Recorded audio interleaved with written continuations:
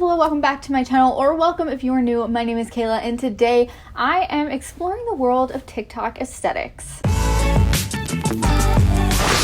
Hey guys, I hope you're all doing well. So last week I did a video where I went thrifting looking for pieces that fit within the academia aesthetic, particularly the dark academia aesthetic.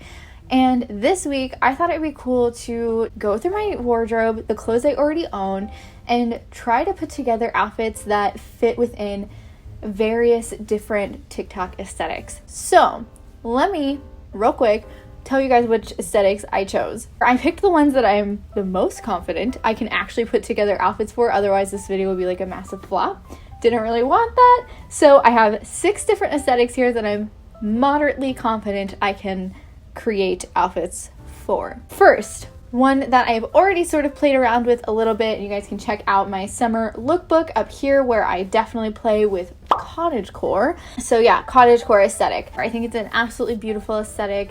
It's basically this romanticized idea of living in a cottage in seclusion. So we're definitely going to be doing Cottagecore. We're definitely going to be doing the academia aesthetic as well. Like I said, last week I did a video on the academia aesthetic, so you guys can check that out up here. I already sort of dress within the academia aesthetic quite regularly. It is something that is very heavily incorporated into my everyday wardrobe, or at least parts of the academia aesthetic are. So we're going to be playing with probably both dark and light academia. I might do 2 outfits, one for each, or take one outfit and show you how you can style it as a light academia outfit and how you can style it as a dark academia outfit. The next one I'm going to be doing is Grandmacore, which I think is pretty self-explanatory. Grandma clothing. My younger brother, tells me every day of my life that I dress like a grandma. And I think it has just a lot to do with the fact that I really love vintage clothing. I think this is what pretty much, if you are wearing your grandma's curtains on your body, you are fitting within Grandmacore. The next one is Alt Girl. So this is a slight variation of the E-Girl, but you know, instead of like emo, it's more alternative, and there is a difference, especially within like the music scene. So there's actually a website, isthisbandemo.com, which I use. I am the biggest fan of alternative music. I absolutely love alt music. Pretty much all of my favorite bands are alt bands, and all my favorite artists are alternative. Of course, there are like the fair few non-alternative people that I absolutely love and adore as well. I also really like vintage music, but for the most part, alt music is my favorite. Every concert I've been to, with the exception of the Lumineers, have been alt concerts. So it's definitely my bread and butter, sort of my favorite place to live. For a while, I used to think that I fit within like the emo music sort of scene, because I definitely listened to like My Chemical Romance and Black Veil Brides and Sleeping with Sirens and Pierce the Veil and all that stuff. And I think when I was growing up, a lot of people associated that with like emo. In reality, they're not really emo. They're not like The Cure. That's emo. Which also, we love The Cure. But these bands are actually more alternative. So I definitely fit within this mold when it comes to like music taste. Though I don't necessarily think I outwardly present as like an alt girl anymore. I definitely used to be the girl who wore ripped jeans, and I have Doc Martens, and I have like my favorite hat, which I still wear like all the time, is a black flat top wide brim hat, distressed everything, a lot of black, a lot of flannel. Used to be sort of my vibe, especially when I was in college. Most of my friends also listened to alt music, and you know, when you hang out with people who dress a certain way, a lot of the time you guys can like feed off of each other and dress in similar fashions, and we definitely did that, and we all just sort of looked very alt all the time. So we're going to be doing alt. The last one we're going to be doing is Soft Girl. Sort of just plays on the pastels, very light and feminine and just cute type of things, and soft animals. I have a cute little Yorkie, so we're gonna bring Gizmo into the picture here. Okay, anyway, this is a very long intro, so without further ado, let us get into Cottagecore. Okay, this outfit, I think, encompasses the sort of Cottagecore vibe.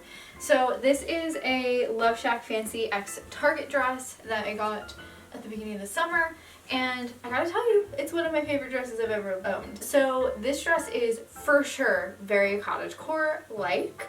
Love Shack Fancy as a brand itself is pretty much Cottagecore. So I really love this. While I might not wear it every single day, I will definitely wear this whole thing as an outfit together in real life. I would go to the store in this, I would go for a walk in this, I would go run through my woods in this.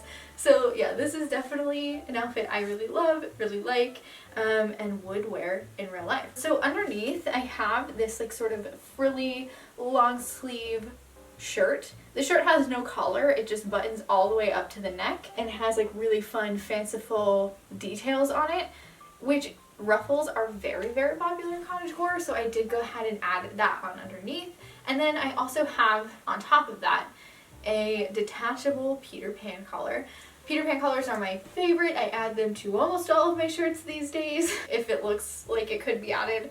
I have one in black, I have one in white, and I really think that white fits with the cottagecore aesthetic since it's like very natural and pastel-y and light and bright. So I went ahead and added that. One thing that could make this even more cottagecore-esque is if the collar had some sort of embroidery in it. Also, I would say that cottagecore errs on the side of like more natural earthy tones, but there is cottagecore that is super pastel as well. So that is the version of cottagecore I went for, though I think in my everyday life you might catch me wearing more of like the earthy toned cottagecore aesthetic more frequently, though I definitely do love the sort of pastel sort of vibe of this outfit. Other things that you could add, aprons are super popular in regards to cottagecore. So I have like, this is like a full-on like apron, which is worn often in the cottagecore aesthetic. Or you could, now this one, because this dress has like this seam here, feel like you kind of have to put the apron all the way up here. You could add the apron on like this. I think generally speaking I would probably go for like a here moment, but because of this line in the dress I do feel like it sort of has to line up there.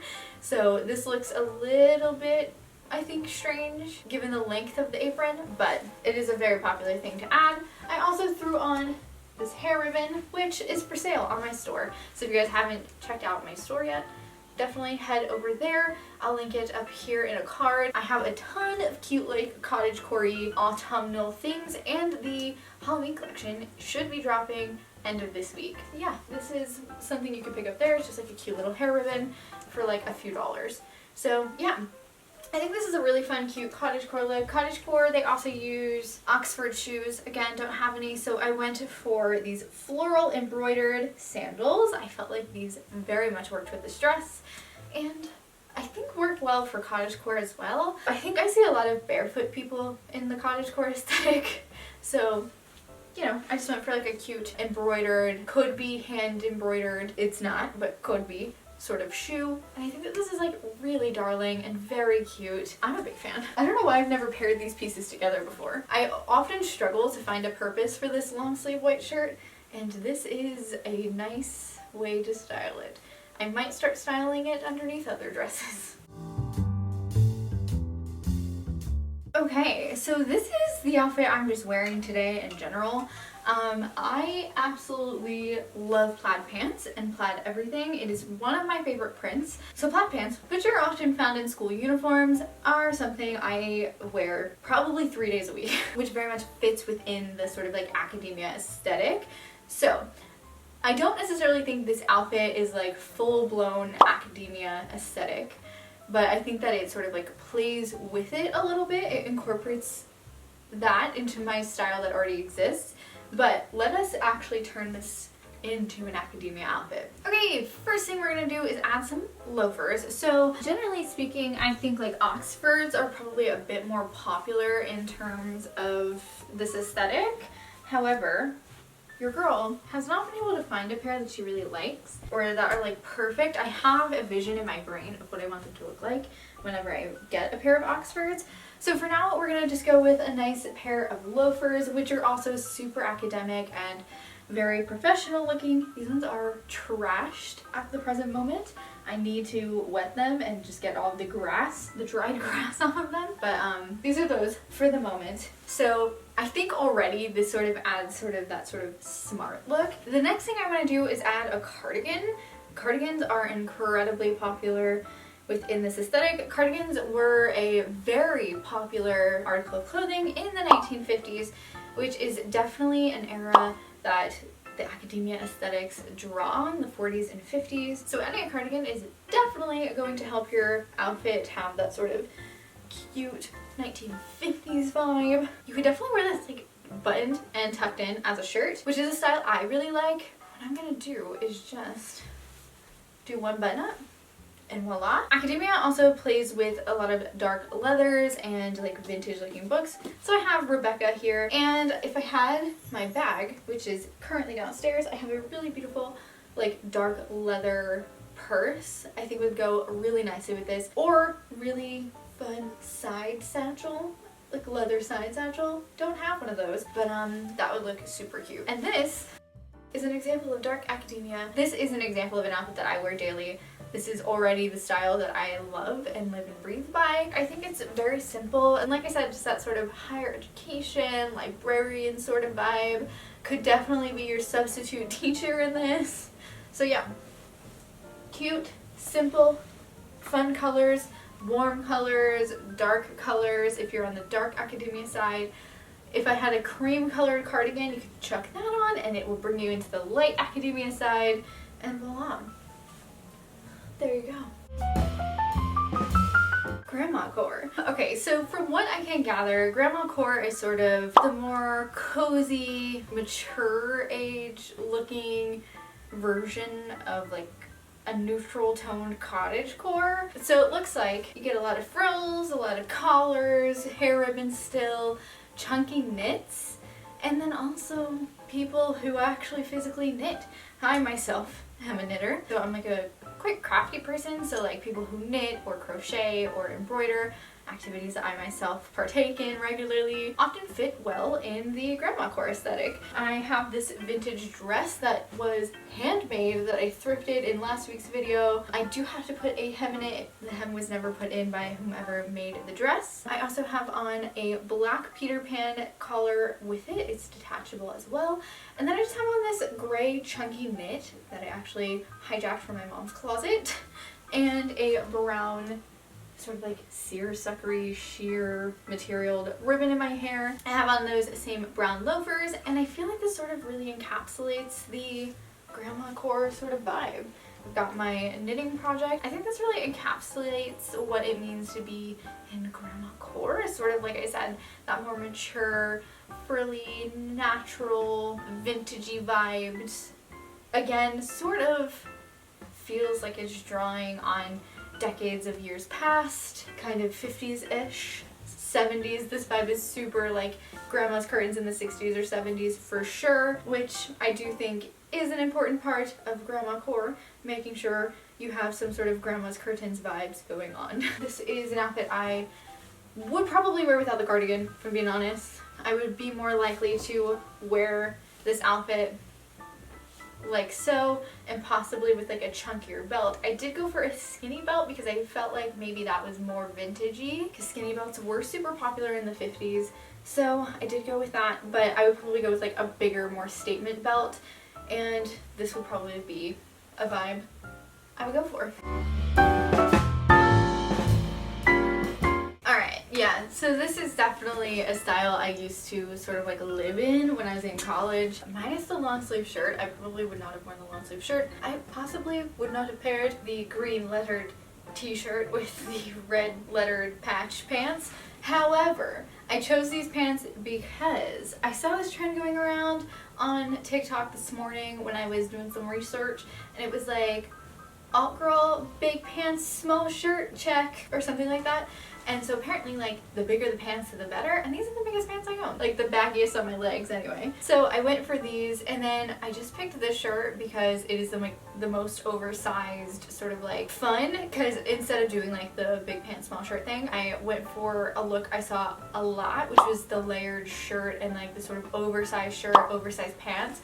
So perhaps if like the patches weren't on this, it would work a little bit better, but you get the gist, I think. So basically I just have on a long sleeve black shirt and then a black t-shirt over top of it from the band Neck Deep, one of my favorite pop punk bands ever. Actually no, my favorite pop punk band ever. Like, I'm sorry Blink-182, but I like Neck Deep more. Besides seeing Panic at the Disco, seeing Neck Deep, I saw Neck Deep, Blink-182, and Lil Wayne together in concert, and it was phenomenal. But Neck Deep was the opener and my favorite. Anyway, with this outfit, neck deep shirt, long sleeve shirt, baggy pants. These are also vintage Ralph Lauren. They are like the nicest, thickest denim. So if you guys are looking for like a good, nice, thick denim, go for a vintage pair of Ralph Lauren's and size up at least one size. These are size 14 and I'm in jeans, comfortably a 12. Also have on my Doc Martens. I do think that this is like a really cool outfit. Now I personally, I don't think this fits really within like the alt girl sort of vibe. This is sort of adding my hipster edge. This is my favorite hat ever. I wear it all the time. I don't care if I'm dressed in like academia style or cottagecore style, like in the neutral tones. I will add this hat. So it's like a merger between whatever other style I'm wearing and hipster, and that's sort of me.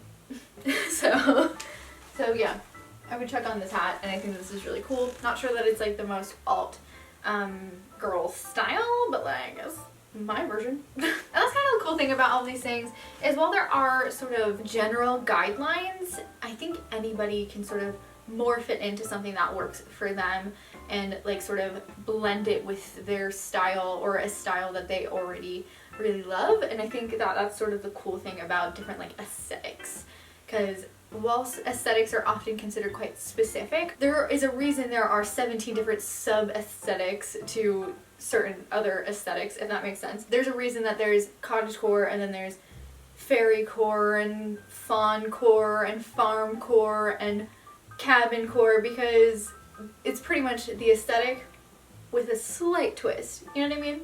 So people just taking an aesthetic they really love and then sort of blending it with the style that they love outside of that aesthetic. So here we go. Hipster alt girl.